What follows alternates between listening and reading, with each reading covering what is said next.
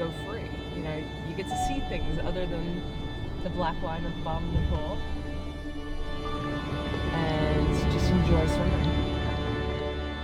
I don't think there's a single professional athlete who ends their career and thinks, I've done everything I possibly could do.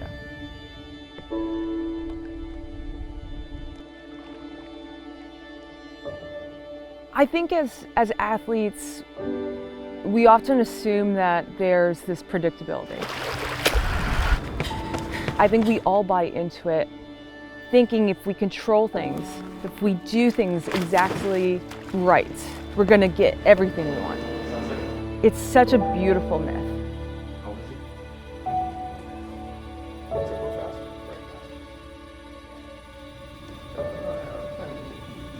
The nice part of it, this thing of it, or just like the truth of it? How do we want to walk that line?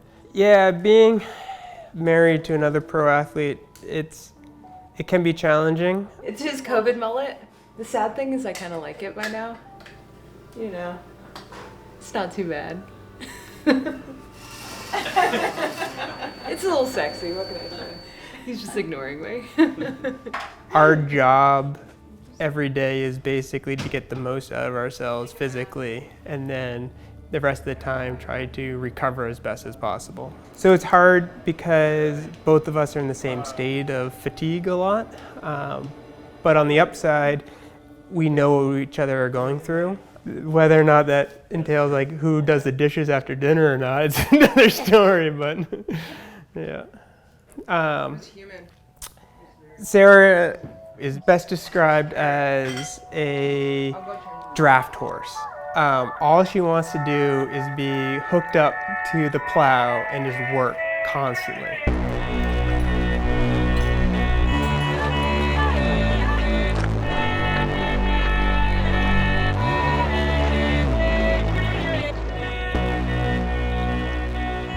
What I love about triathlon is it's this balance between three sports where you never really get bored of one because you're on to the next one, and there's an ebb and flow in terms of you feel really fit in one, the other two might not be as good, but a couple of weeks later it changes, and it's really dynamic. That's what's kept me going for so many years, is that there's just so much to it.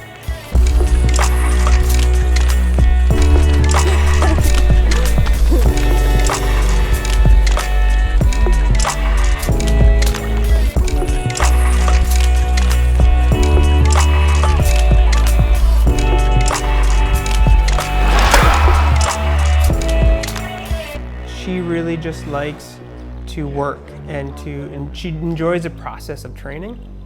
And to that aspect, what motivates her is just getting out the door and exercising. I love going out and having sessions to do the feeling of accomplishment at the end of the day. When you've been able to check those boxes. I love being outside and, challenging myself in training and seeing what more I can get out of myself on a daily basis.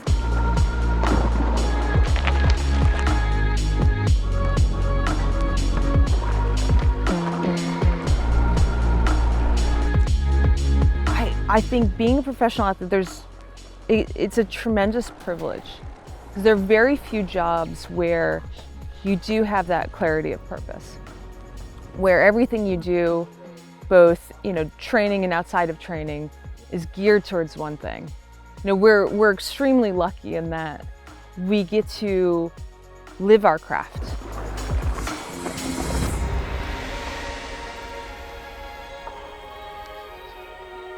When it comes to racing, what motivates her has changed over the years. When we first met, she was doing the Olympic track with the shorter distance triathlon. For much of my career, I was focused on the short course racing, IT racing, went to the Olympic Games twice, and I was so focused on performing at that level. After 2016, You know, it was a bad experience. Just, there's no way around it. Like, I had a terrible experience at the games. I had a terrible experience for the couple of years leading into the games. She had put so much of her focus after getting fourth at 2012 Olympics to come back and medal in 2016, that it was medal or nothing counted. And she dug herself in a hole because of that. And unfortunately, wasn't even able to finish the 2016 Olympic race. She had to pull out. And so that was a huge blow to her. And it was one of those situations where she had to step away from the sport. I had to go back to basics. You know, what got me into triathlon to begin with was I loved the individual sports, but also there was this challenge. I didn't know if I could do it. You know, all across my journey, there were these questions of whether or not I could do something.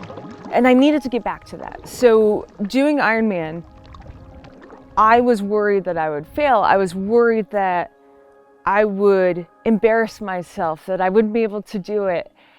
And I realized that I didn't care anymore. I didn't care if I wasn't going to be successful at the distance. I just needed to try.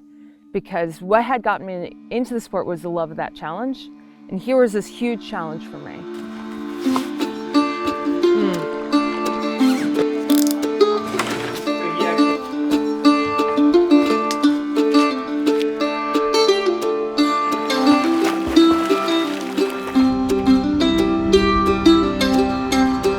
He's like, you're such a workhorse.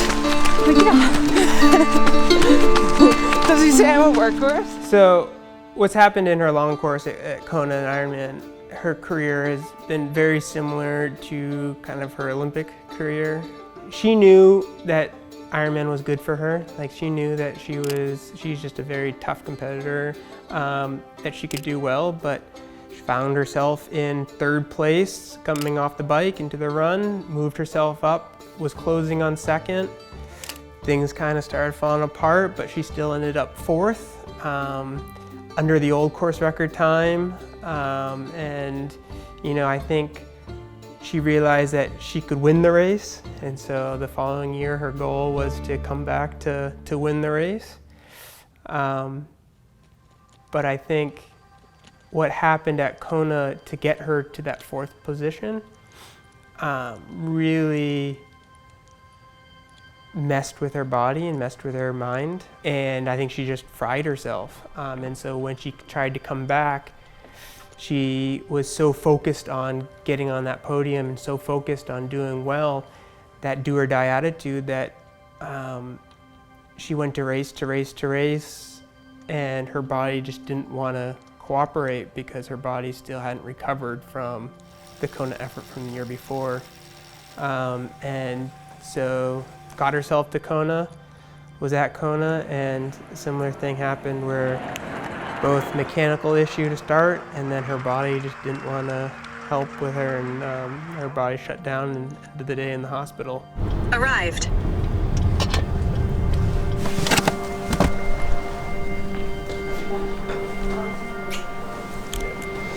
How are you feeling? Devastated. Yeah, there's no way around it. I'm devastated. Last year, I raced here well in the heat. I was fourth. And for whatever reason this year, I just can't race in the heat. And it's heartbreaking. Yeah. It's hard to watch, but it's because she wants it so badly, but just not being able to do what she wants to do, and then realizing that, you know, what's next. Any athlete, once they get into their 30s, they're starting to think about what's next. Like, I didn't think that I would ever be in a position to want to train to fight for a podium at Kona. Like, that goalpost, that's what makes us good, is that you reach a certain level and you ask, okay, what's next? Now, I'm at the point where I have been trying to reconcile what's next, and I see there are probably only a couple more races left. And I have to look beyond that.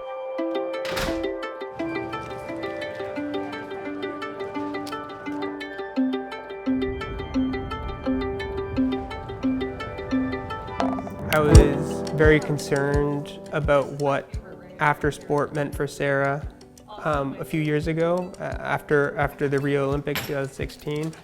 I was very worried if that was going to be the end of her career, how she would be able to move past that. But I'm glad that she was able to have some great success in long course as well. And so what's next for Sarah? I don't know. All I know is that she's going to keep running, she's going to keep riding her bike, she's going to keep swimming, because that's who she is. And she's that workhorse that just wants to get hooked to the plow and just keep on moving. I know I will be fine after this. Mostly because I know that I am more than being an athlete. Like, that is only one part of who I am. And while we get really focused on results, we forget that what we discover about ourselves through sport applies to whatever else we do.